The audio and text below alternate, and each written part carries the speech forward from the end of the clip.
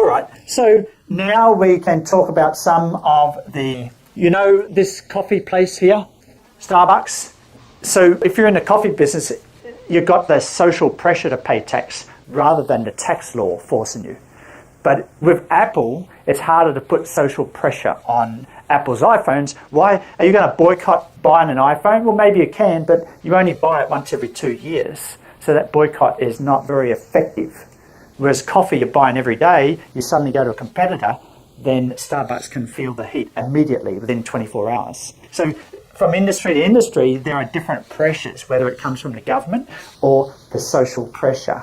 It depends on the nature of the industry. Lastly, advanced pricing agreements. Last year, EY organised their first APA, or first major one. It was between the Hong Kong government and it was with Hong Kong and Netherlands. Okay, and it was an advanced pricing agreement for a Hong Kong company operating between Hong Kong and Netherlands. And what was important was it took 9 months to come to the agreement. So what is the big cost or the disadvantage of an advanced pricing agreement? So what is the big disadvantage?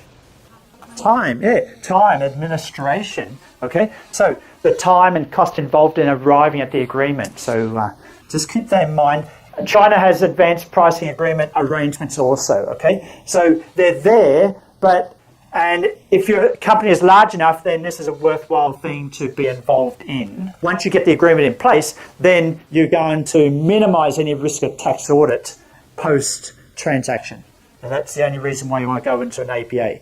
When you realise that there may be a high risk of a tax transfer pricing audit afterwards, based on your industry nature or something like that. All right, so at the end, okay, now this is 3 weeks now we're dealing with transfer pricing. Guess what?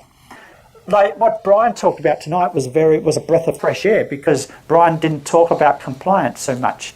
He talked all about how to make money. If you're a practicing accountant, you are in some ways an agent of the government. But what Brian was talking about tonight was you've got to balance that with the reality that you're in business to make money. And if you can't pay taxes if you don't make money to begin with. So your first and foremost objective is to have that dominant strategy of making money, and then compliance. You know, you've got to balance these things. You can't just think of compliance all the time if you're going to